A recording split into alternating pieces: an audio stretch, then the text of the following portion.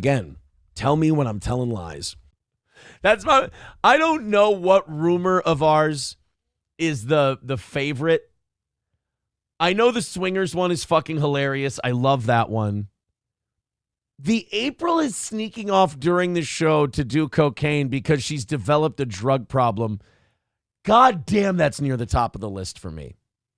Because it coincided with a terrible flu sinus infection combination. So like the timing was right to start that.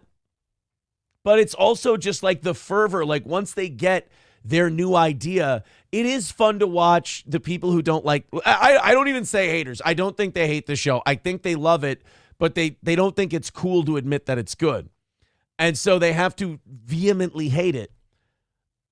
Once they grab onto it, they have convinced themselves it's real, so they dive in and dig in 115% and obsessively look into every motion and tick and move.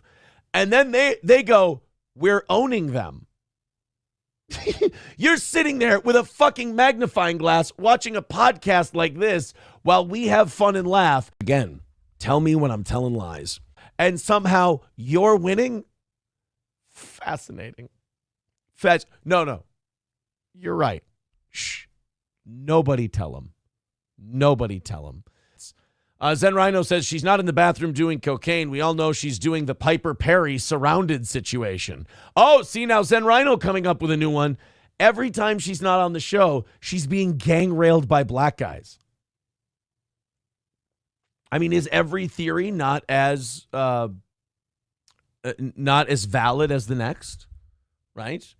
Roots Calhoun says, imagine how shitty the cocaine is in Minnesota. I can't speak to it. Again, tell me when I'm telling lies. I don't know. I don't know what the cocaine situation is in Minnesota. I'll tell you this. I wouldn't know good cocaine from bad cocaine. You could tell me, Aaron, this is really good cocaine. And then I would do it. I go, wow, that's amazing.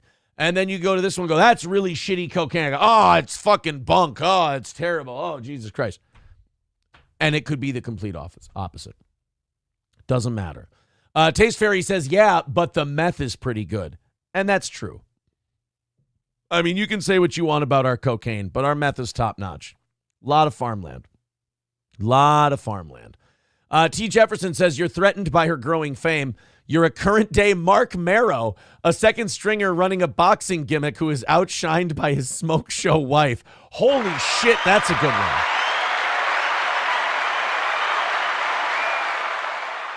George Coquina says, I would be honored to be called a swinger.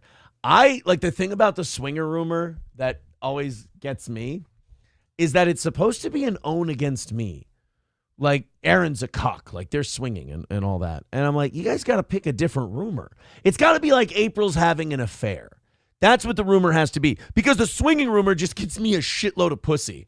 I don't know what you know about guys, but I don't really see the insult in, hey guys, Aaron's fucking this lady. Elastic Woodchuck says, how does April afford the cocaine? Yeah, that's, you know what? That's probably a good question to ask too for their fan fiction that they come up with. Again, tell me when I'm telling lies. They've got to figure that out. Mr. Nobody says, you still have Nick's shit on your face from eating his butthole. Is that what this is? This is Nick Rekieta poop on my face. It's weird how he left it in a... I really dig in there like a badger, don't I? Holy shit. Yeah, of course, Nick, if you're not a member, become a member. Nick did the members only show yesterday, which was great until those whores came down and just started, trying to fucking distract us. We hired women. We're not, we would never say that about April and Lady Rackets, of course. We would, it's more, Nick and I hired, I don't know why we did it. We hired prostitutes to sit in the studio. I don't know what the plan was, but they just started acting like hookers. I guess we should have figured it out.